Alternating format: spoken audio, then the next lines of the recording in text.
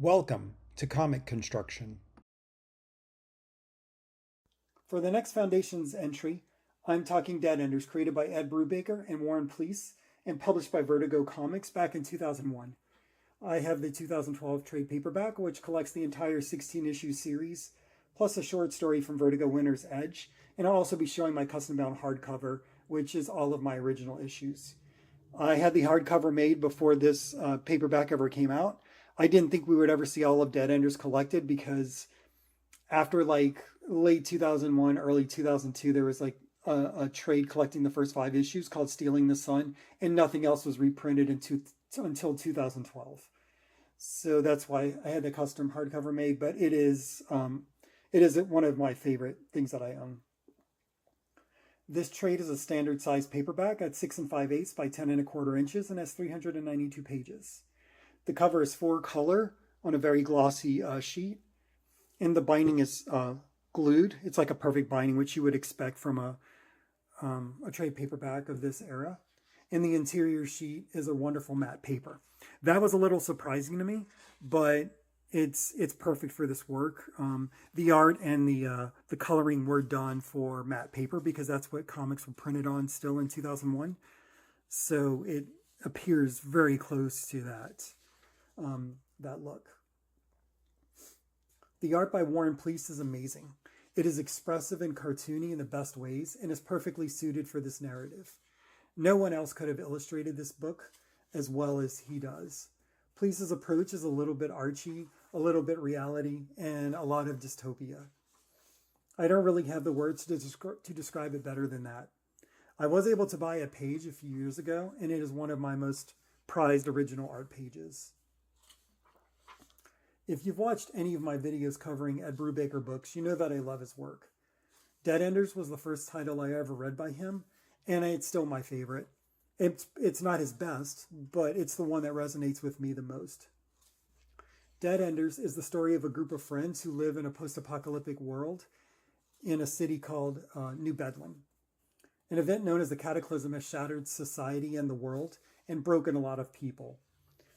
There are people walk around with their hands cupped over one ear listening for the sound of dropping bombs because they just expect that the end is near. The city is divided into sections which follow along class lines. So the higher your sector number, the lower your class. So like the middle of the city is sector 1, and that's where all the high class people live. I will get into some spoilers now, so feel free to bounce if this sounds interesting to you and you haven't read it yet. Just know that I give this my highest recommendation, and I see that this trade is still available on Amazon and other places. Although I would say try finding it at your local bookstore. Don't want to give Jeff Bezos more money than we need to. The story follows a resident of Sector 5, a teen named Beezer, who's a terrible delinquent. He doesn't get along with his family. His friends can barely tolerate him. He's awful to his girlfriend, sells drugs, and generally angers people. At best, Beezer is a challenging protagonist, but that is by design.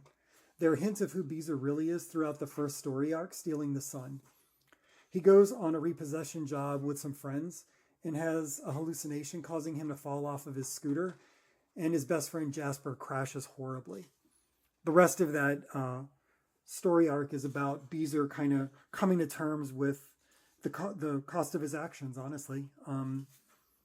The spoiler here is that Jasper doesn't make it, and Beezer is desperate to do something to make amends for that, because like Jasper's one of the only people in the world that Beezer likes. The other one is his cousin, who he will do anything for Corey, but pretty much anybody else in the world he doesn't really care about.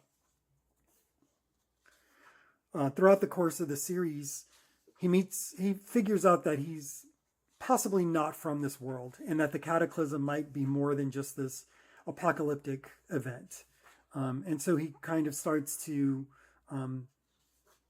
investigate that, and he meets another person who isn't really part of this world originally, and the two of them go on some adventures. And this is the kind of book that I don't want to say what happens in the end, but I read this book yearly, and whenever I read it, I tear up. It makes me super sad because what happens at the end is Beezer ends up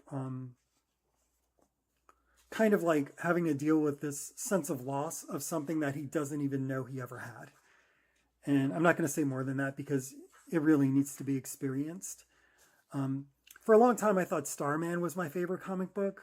But after talking it over with my partner, she was like, no, I'm pretty sure it's Deadenders. You know, you read that yearly. And she read it a couple of years back and said that she was able to understand me better after reading it. So that's kind of interesting to hear that from someone you've been with for a really long time. But this book resonates with me very well. If you're interested in like coming of age stories, really about people that are sort of self-destructive and how that can, how that manifests itself, this is just an outstanding book. Now I'm going to grab my custom hardcover. So I had this one done, like I said, before the trade came out because I didn't think it would ever be collected. So these are my original issues. I went with a super simple, just a black buckram cover that's super durable. Deadenders in white on the spine. It does have Smith sewing on it, and I paid for this blue and white head ribbon. And so it's just all of the original issues. And this is a prized possession. I just love this book so much. I hope this inspires at least a few of you out there to read it, and I hope you like it half as much as I do.